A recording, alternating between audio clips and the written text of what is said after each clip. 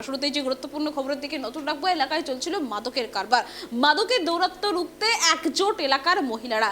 যেমনটা খবর ইতিমধ্যে পাওয়া যাচ্ছে আলিপুরদুয়ার থেকে, একদমই মাদক কারবারিতে দৌরাত্ম্য রুখতে একজোট গ্রামের প্রমীলা বাহিনী। মাদক কারবারি বাড়ি ভাঙচুরের পাশাপাশি গাড়িতে আগুন ধরিয়ে দিল মহিলারা।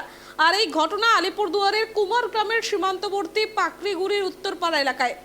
শনিবার বিকেলে অসমের দুই যুবক রাগ কিনতে এসে এলাকার মহিলা বাহিনীর হাতে ধরা পড়া যায়। আরো বিস্তারিত জানবো, টেলিফোন লাইনে আমাদের প্রতিনিধি রয়েছে অনিশা। অনিশা, ঠিক কি ঘটেছিল যার জেরে মহিলারা এরকম গাড়িতে আগুন ধরিয়ে দেওয়ার মতো ঘটনা ঘটালো? হ্যাঁ দেখো সুষমা, প্রথমেই জানিয়ে রাখি যে এই কারবারটি বেশ কিছুদিন ধরে চলছিল।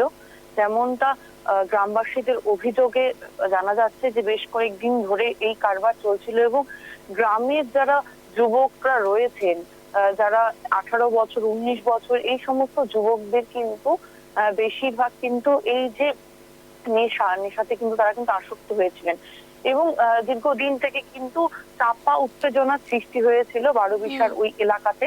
এবং পরবর্তীতে আজ যেটা দেখা গেল যে ওই বাড়িতে, অর্থাৎ অভিযুক্ত যে রয়েছে প্রসেনজিৎ সরকার, তার বাড়িতে কিন্তু আজ এক যুবক, অর্থাৎ দুই যুবক কিন্তু বিকেল বেলায় আজ আসেন।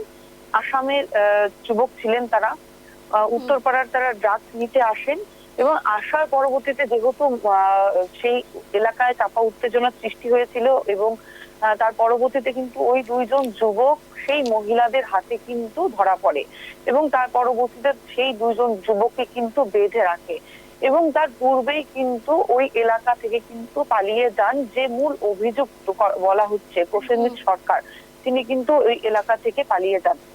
এবং তার পরবর্তীতে যেটা দেখা যাচ্ছে যে ক্রমশই কিন্তু উত্তেজনা বাড়তে থাকে এবং যে যুবককে মূলত ধরা হয়েছিল সেই যুবক জানিয়েছেন তিনি কিন্তু দীর্ঘ 3 মাস ধরে কিন্তু ওই ব্যক্তির থেকে এই নেশা জাতীয় দ্রব্য কিন্তু কিনছেন এবং সেবন করছেন। এবং তারই সাথে যেটা দেখা যাচ্ছে যে সুষমা, মহিলারা ক্রমশই উত্তেজনা বাড়তেই থাকে এবং তার পরবর্তীতে কিন্তু তারা সেই যে যুবক, সেই যুবকের বাড়ি ঘর কিন্তু ভাঙচুর চালায় এবং ভাঙচুর চালাতে গিয়ে কিন্তু একদম চরম বিপত্তি ঘটে যায়। এবং যেমনটা দেখা গেল যে তার সেই ঘরের থেকে কিন্তু প্রচুর পরিমাণে সেই নেশা জাতীয় দ্রব্য যে সমস্ত রয়েছে, হেরোইন সহ বিভিন্ন রকম জিনিস, সেই সমস্ত কিছু কিন্তু বেরিয়ে আসে তার ঘরের থেকে এবং তারই সাথে কিন্তু আগ্নেয়াস্ত্র সহ গুলি এবং তারই সাথে প্রচুর সোনার জিনিস এবং তারই সাথে বহু টাকা পয়সাও কিন্তু পেয়েছেন সেই মহিলারা, এমনটাই কিন্তু অভিযোগ করছেন। এবং তার পরবর্তীতে যেটা দেখা গেল যে সেই মহিলারা উত্তেজিত হয়ে বাড়ির সামনে থাকে একটি গাড়ি, সেই গাড়িতে কিন্তু আগুন লাগিয়ে দেয় এবং তার পরবর্তীতে যেটা দেখা গেল যে সেখানে কিন্তু বিশাল পুলিশ বাহিনী মোতায়েন করা রয়েছে এবং যত সন্ধ্যার দিক গড়িয়ে আসছে ততই কিন্তু উত্তেজনা ক্রমশ বাড়তে থাকে এবং বিকাল নাগাদ ওই যুবকের পিতা উপস্থিত থাকলে কিন্তু পরবর্তীতে তিনি কিন্তু গা ঢাকা দেন এবং তার পূর্বে, অর্থাৎ গতকালই কিন্তু ওই প্রসেনজিৎ সরকার যিনি ছিলেন তিনি কিন্তু গতকালই গা ঢাকা দিয়েছেন।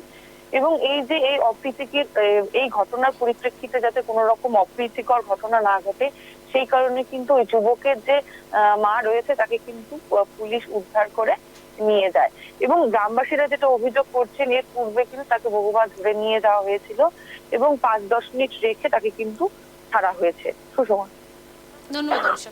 একদম যে খবর ইতিমধ্যে উঠে আসছে, মাদকে দৌরাত্ম্য রুখতে দলবদ্ধ মহিলারা মাদক কারবারির বাড়ি ভাঙচুর, উদ্ধার আগ্নেয়াস্ত্র, গাড়িতে আগুন ধরিয়ে দেয়, এমনই ঘটনা ঘটেছে আলিপুরদুয়ারে।